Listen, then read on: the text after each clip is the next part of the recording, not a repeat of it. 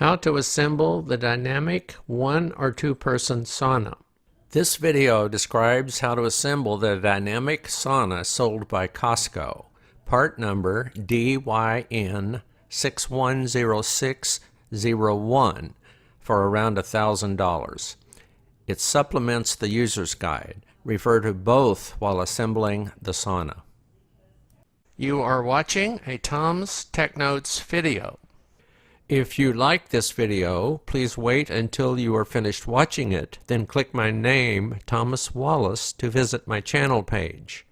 A welcome video will play to describe my other videos.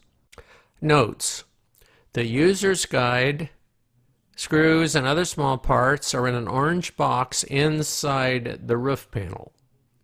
Unscrew the roof panel cover to remove the box and to thread the power cord through the hole in the right rear portion of the cover.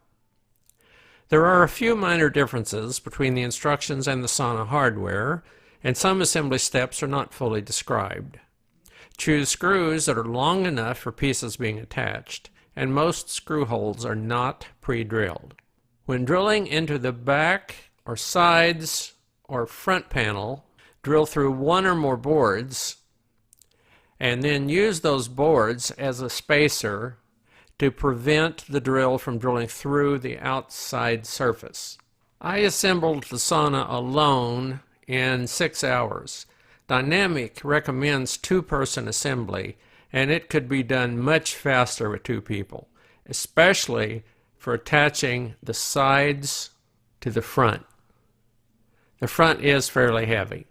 Here's a short, speeded-up clip showing the beginning and hardest part of the one-person assembly.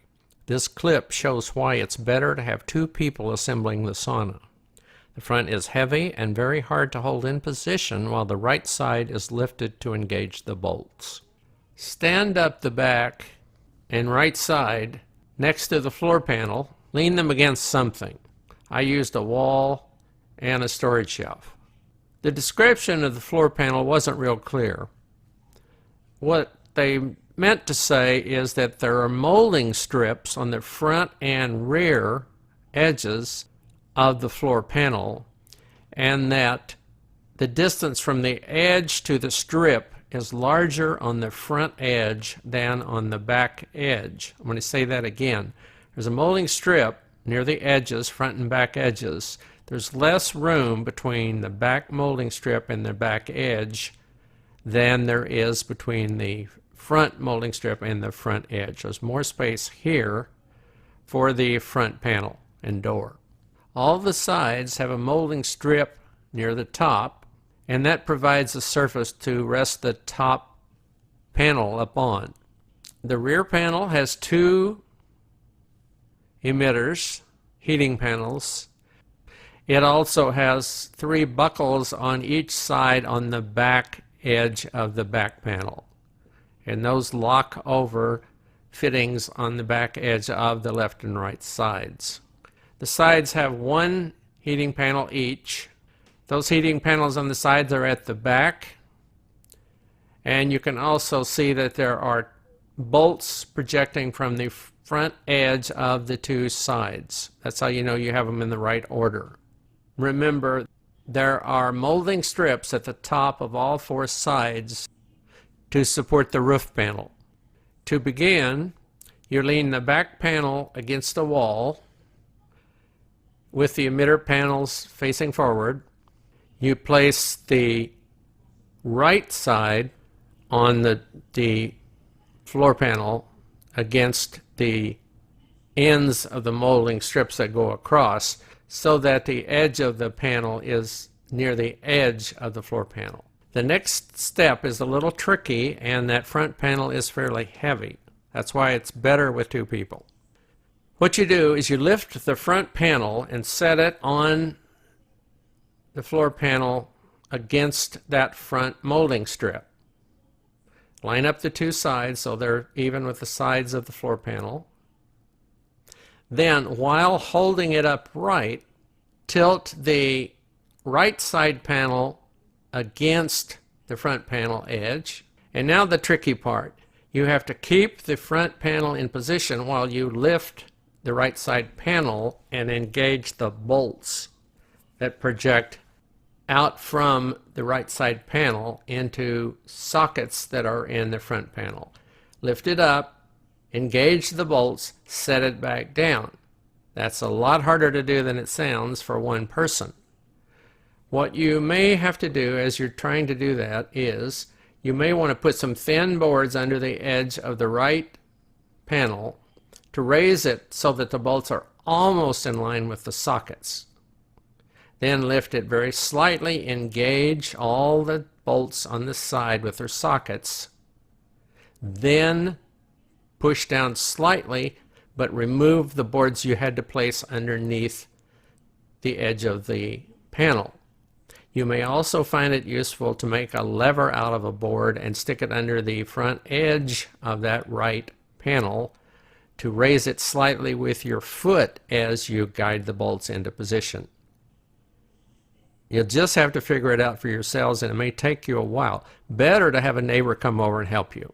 Once you have the right panel on and engaged with the front panel, and they're both sitting in the proper position on the floor panel, it's much easier to put the left panel in position, because the front and the right panels will pretty much stay put while you lift the left panel up and engage those bolts. Remember to keep the panel straight along the floor panel as you do that. Engage the bolts, drop it down. Then make sure that the top edges align. The top edge of the left side, the top edge of the front, and the top edge of the right side. Make sure those are all aligned with each other. And further, make sure that the front panel is against the molding, because you can put it together with it in front of the molding. You want to push everything back until this front panel is against the edge of the molding. The next step is to lift the rear panel into position. That's not too hard. You lift it in position, you move it near the molding, not necessarily touching it. There may be a slight gap at the back side between the molding and the door. But lift it, set it on the floor panel, adjust it so it's in the middle of it. The rear panel has a groove on each edge to match moldings that face in from each of the side panels. You have to make sure the molding is in the grooves in order to tighten the buckles that hold the sides against the rear panel. Place the floor emitter panel on the floor with the emitter side up, as shown here, and the cord at the left rear side of the panel. Slide the bench emitter panel down through the slots that are on each side of the sauna with the emitter in front and the cord on the right side.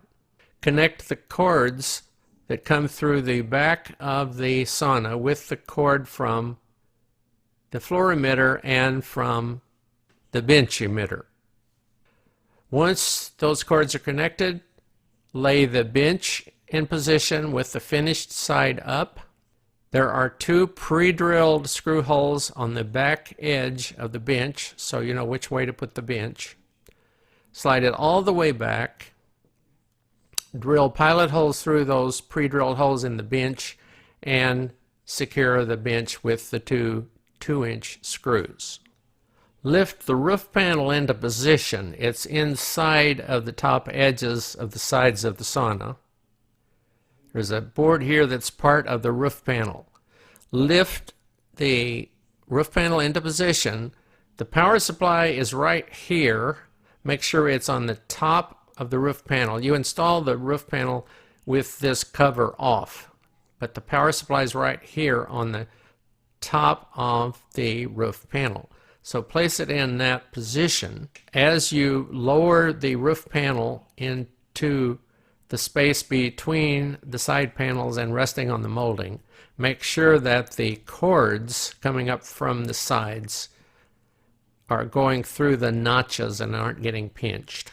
Once you have the roof panel in position, connect all the cables and wires that are on top of the roof. They are power cables from the heaters below, and the power supplies, as we said, is right here on top of the roof panel. There are some control cables with special types of connectors that all need to be connected here. Consult the user's guide. I did have one extra cord with a connector on it that there was no place to connect it. So I changed the wiring without changing the wiring harness. Follow the directions in the manual for the ones they tell you to connect, and note you may have one extra plug that doesn't have a socket to connect to. Make sure all the wires on top go through the notches that are in the top so that when you put the roof cover on, they don't pinch those wires.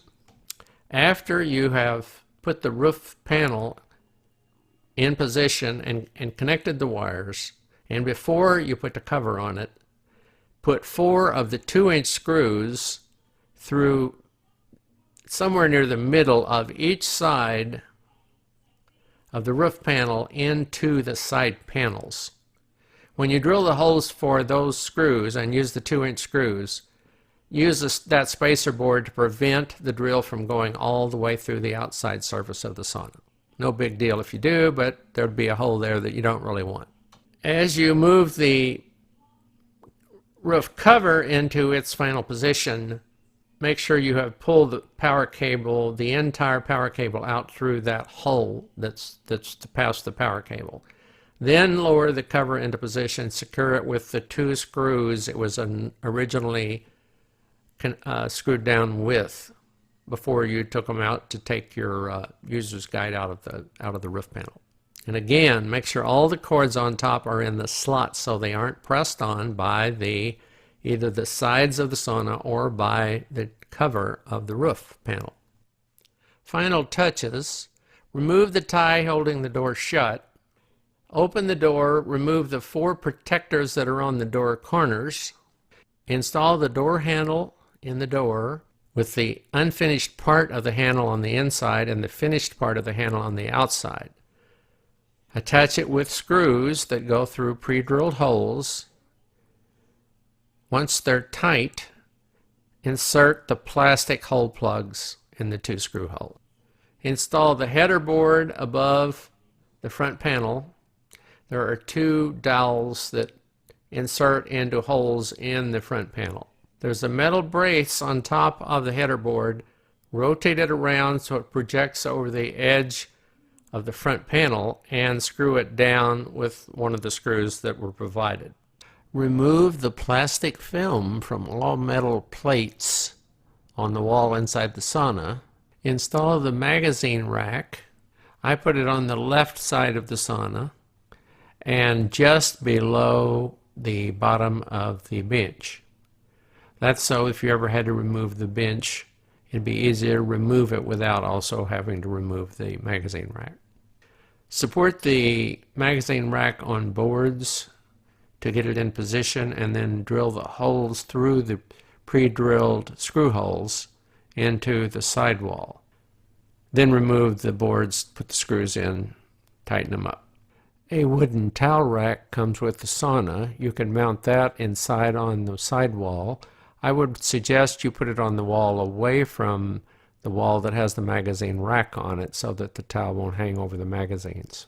Place the backrests on the seat, turning them to best fit your back. You can turn them around and then the curve will be different. Tall people, like my wife, might want to just use one backrest, put it on the right side so that you can sit diagonally with your feet on this side to get more length. They're not attached or anything, they just rest on the bench seat. Insert the batteries in the chromotherapy remote control and you're finished. Thanks for watching my video. If you like this video, please click my name, Thomas Wallace, to visit my channel page to watch my other videos.